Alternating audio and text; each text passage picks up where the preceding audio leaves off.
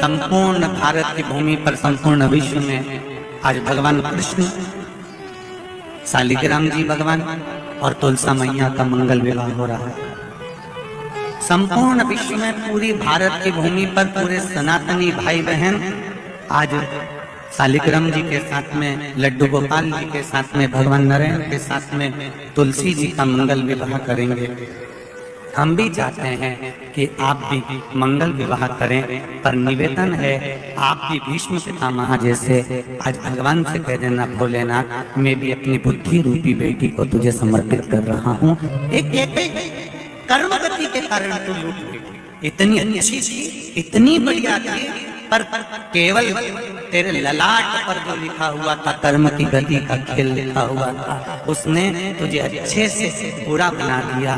मेरा निवेदन भिकन गांव की इस पावन धरा से, घर घर में चल रही शिव महापुराण से, आस्था चैनल फेसबुक पे सुन रहे सारी बहू बेटियां और माताओं से कि न सास बुरी होती है न बहू बुरी होती है। सास नहीं चाहती कि मैं कोई अपशब्द बोलूं, वही बहू भी नहीं चाहती कि कोई अपशब्द बोलूं, पर ललाट पर जब कर्म गति उल्टी पड़ती है तो अपने आप जिह्वा से अपशब्द निकल ही देती है। यह कर्म गति। अब ऐसे समय पर क्या करोगे आप?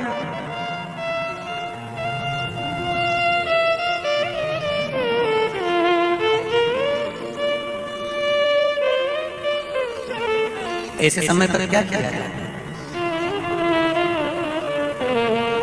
कार्तिक महीने में 2 वस्त्र की महत्वता होती है। ध्यान लगाना जरा, जितनी भी माताएं बेटी हैं, चाहे वो सासू माँ हो चाहे बहू हो, बेटियां भी कभी ना कभी बहू बनेगी और आप भी कभी ना कभी सास बनेंगे। स्मरण में कार्तिक महीने में 2 वस्त्र का विधान है, एक पीले कलर का वस्त्र और एक लाल कलर का वस्त्र।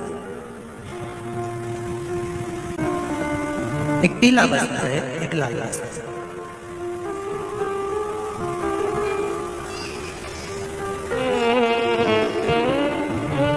आज देवउठनी एकादशी है। ऐसी कोई माता नहीं होगी जो अपने घर में तुलसी जी का पूजन नहीं करे।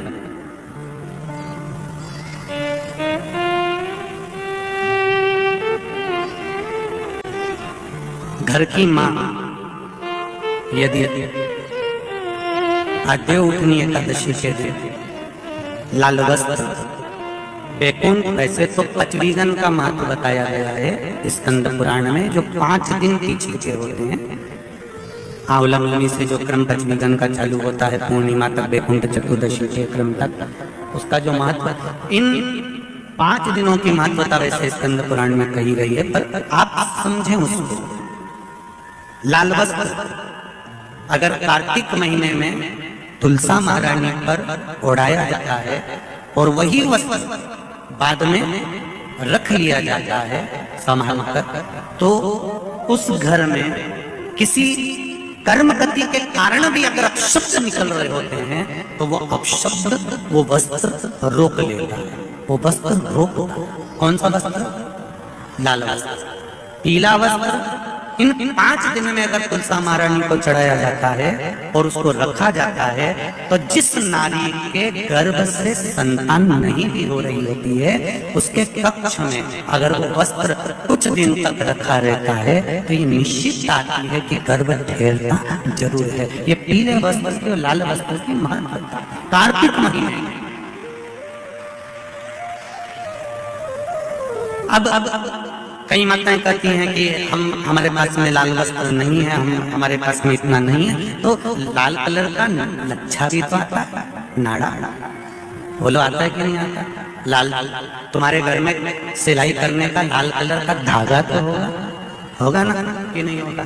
लाल कलर का लच्छा तो होगा, नहीं होगा? सफेद कलर का धागा तो होगा, उसको कंकु में लाल करना। पर उस वस्त्र की महत्वता को हम समझें।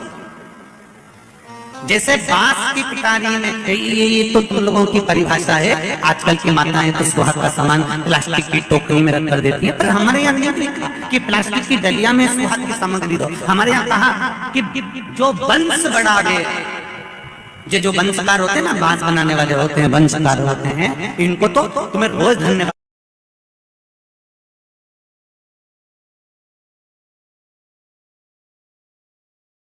देना चाहिए। जो बांस का टोकरी बनाते हैं, सुपड़ा बनाते हैं, बांस का सामान बनाते हैं, आज भी विवाह में हमारे यहाँ मंडप भी बांस का होता है, सुपड़ा भी बांस का, डलिया भी बांस की। सबसे पहले खलमट्टी अगर आती है शादी के ब्याहों में, सबसे पहले मिट्टी आती है तो बांस की टोकरी में आती है। एक नियम है। क्यों? क्योंकि जिसकी शादी में मट्टी, इधर लाते हैं, जिसकी शादी में मट्टी बांस की डलिया में आती है, उसको संतान के लिए डॉक्टर को दिखाने की जरूरत नहीं पड़ती।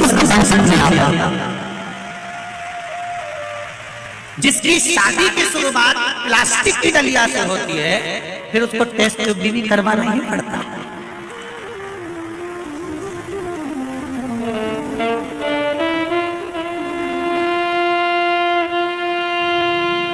ये कुछ हमारे शास्त्रों के नियम है। अब आप उसको समझो ना समझो, चाहे उसके ऊपर हंसो, चाहे कुछ भी करो, आप चाहो तो थोड़े दिन बाद कह देना, बताओ शिवर वाला हमारा तो पगले जैसी बात करता है, तो उसमें कोई दिक्कत वाली बात नहीं है।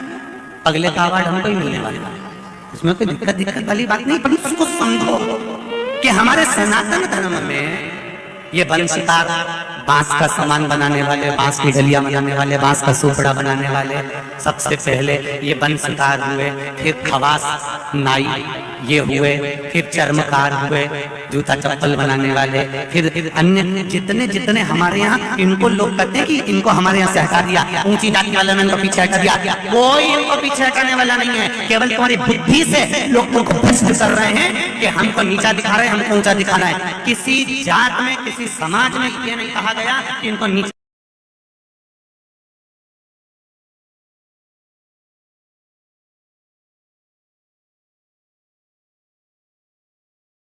दिखाना। प्रत्येक समाज में, चाहे ब्राह्मण के घर की शादी हो, चाहे क्षत्रिय के घर की शादी हो, चाहे वैश्य के घर की शादी हो, सबसे पहले वंशकार की डलिया आती है, वंशकार आता है। सबसे पहले हमारे यहाँ अगर पादुका बनाई जाती है तो सबसे पहले चर्मकार आता है, सबसे पहले हमारे यहाँ खवास आता है। पहले इनको लाकर दिखाया जाता है। पहले संबंध भी सेठ खुद नहीं जाता था करने के लिए, खवास जाता था, वंशकार जाता था, ये जाते थे, संबंध पक्का कर कर आते थे और शादी हो जाती थी। न लड़का देखता न लड़की देखती। ये सब बाद में चालू हुआ। अब दुनिया के लोगों ने अपनी राजनीति को अखाड़ा बनाने के लिए कह दिया कि ये समाज नीची हो गई, ये समाज ऊंची हो गई, इसको पिछड़ा में कर दिया, इसको उसमें कर दिया। कोई नहीं कर रहा किसी को।